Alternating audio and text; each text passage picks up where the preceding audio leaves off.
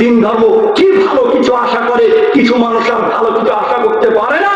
এরা ভালোর সুরত দিয়ে জুব্বা টুপে পড়ে থেকে এরা যারা কোরআন এবং সহিহ হাদিসের কথা বলে, যারা কোরআন এবং সহিহ হাদিস মেনে চলে, এরা তাদের বিরুদ্ধে লাগে।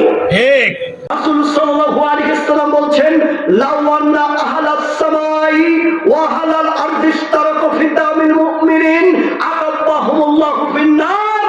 আল্লাহর নবী সাল্লাল্লাহু আলাইহি ওয়াসাল্লাম বলছেন, আসমান এবং জমিনের মধ্যে যা কিছু আছে, আসমান এবং জমিনের মধ্যে যা কিছু আছে, আসমান এবং জমিনের মধ্যে যা কিছু আছে, সবাই যদি একত্রিত হয়ে একজন মুমিন ব্যক্তিকে হত্যা করে, একজন মুমিন ব্যক্তি হত্যার কাজে তারা যদি জড়িত হয়, হত্যার কাজে যদি সহযোগিতা করে, তাহলে আসমানের যত ফেরেশতা, যত জিন, যত কিছু আছে, যত মানুষ আছে, সকলেই যদি একজন মুমিন ব্যক্তিকে হত্যা করার চেষ্টা করে, হত্যা যদি করে, যদি হত্যা করেই ফেলে, তাহলে আল্লাহ সকলকেই উপর করে জাহান্নামে নিক্ষেপ করবেন।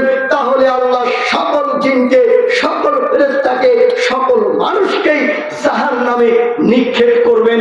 তাও আল্লাহ দ্বিধাবোধ করবেন না, মুমিনের রক্ত তাই। তাহলে এরা কি করে মুমিন হয়ে মুমিনের পিছনে ধারালো অস্ত্র নিয়ে দৌড়ায়? কথা বলেন না কেন? ঘটনা ঘটেছে ইজতেমা, যেখানে বাহির থেকে আলেম ওলামা আসে, পাকিস্তান থেকে আসে, ভারত থেকে আসে, আরো বিভিন্ন দেশ থেকে আলেম ওলামা এসে সেখানে বয়ান করে যান। সেই জায়গাতে ঘটনা ঘটেছে, দেখলাম, খুবই আশ্চর্য হলাম যে তারা মুসলমান, তারা বিভিন্ন মসজিদে গিয়ে 40 দিন পর্যন্ত থেকে আসে, চিল্লাই বের হয়।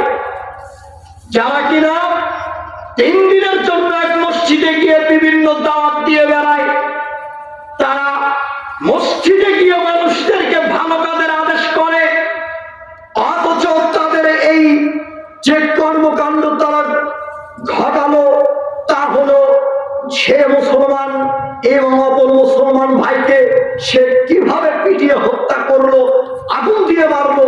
এটা একেবারেই তাদের, তারা এই সমস্ত কাজগুলি করবে, এটা আমাদের মাথায় চিন্তাই হয় না যে তাদের মধ্যে এই, তাদের মাধ্যমে এই সমস্ত কাজগুলি হবে। বলেন, এদের যদি কোরআন এবং হাদিসের জ্ঞান থাকতো, তারা কি এই সমস্ত কর্মকাণ্ডগুলি ঘটাতে পারত? না। কোরআন হাদিসের যদি জ্ঞান থাকতো, তারা এই সমস্ত কর্মকাণ্ড কখনোই ঘটাতে পারত না। কোরআন হাদিসের জ্ঞান নেই বিধায় তারা এই সমস্ত কাজগুলি করলো।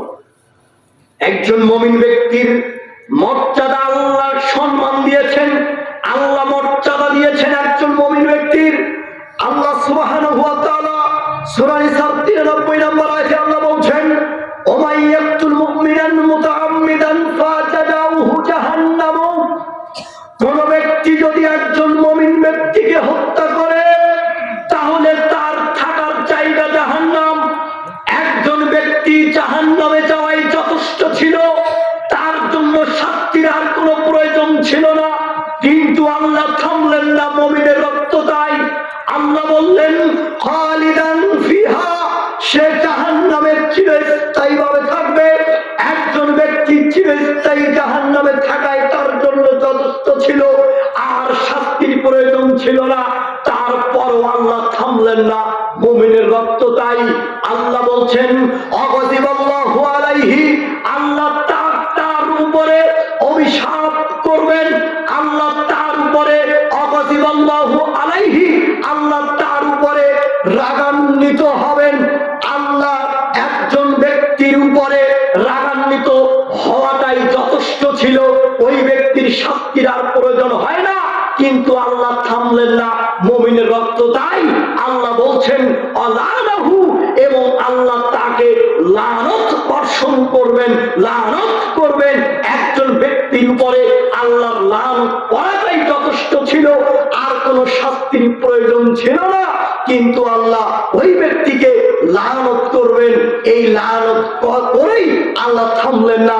আল্লাহ বলছেন ওয়া'আত্তালাহু আযাবান আযীমা, এবং আল্লাহ তাকে কঠিন শাস্তি দেবেন। একজন মুমিন ব্যক্তিকে হত্যা করার কারণে আল্লাহ 5টা শাস্তি উল্লেখ করেছেন।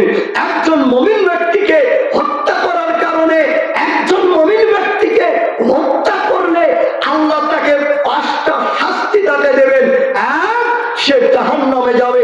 2, চিরস্থায়ী জাহান্নামে থাকবে। 3, আল্লাহ তার উপরে রাগান্বিত থাকবেন। 4, আল্লাহ তাকে অভিশাপ করবেন। 5, তার জন্য কঠিন শাস্তি, অনেক বড় শাস্তি তিনি প্রস্তুত করে রেখেছেন। শুধু তাই নয়, রাসূল সাল্লাল্লাহু আলাইহি ওয়াসাল্লাম তিনি বলেন, তিরমিজির 1363 নম্বর হাদিস, রাসূল সাল্লাল্লাহু আলাইহি ওয়াসাল্লাম বলছেন, লাউ আন্না আহলাস সামাই ওয়া আহলাল আরদি ইশতারাকু ফি দামিল মুমিনিন আকাব্বাহুমুল্লাহু ফিন-নার।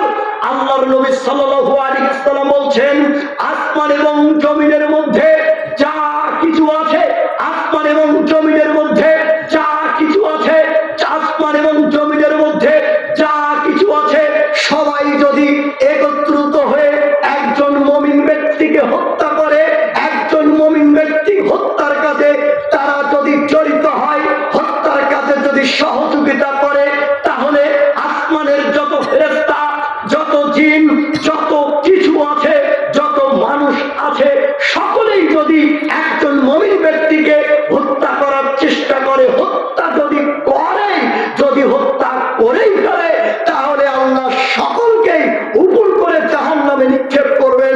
তাহলে আল্লাহ সকল জিনকে, সকল ফেরেশতাকে, সকল মানুষকেই জাহান্নামে নিক্ষেপ করবেন।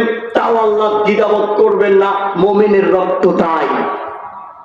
তাহলে এরা কি করে মুমিন হয়ে মুমিনের পিছনে ধারালো অস্ত্র নিয়ে দৌড়ায়? কথা বলেন না কেন?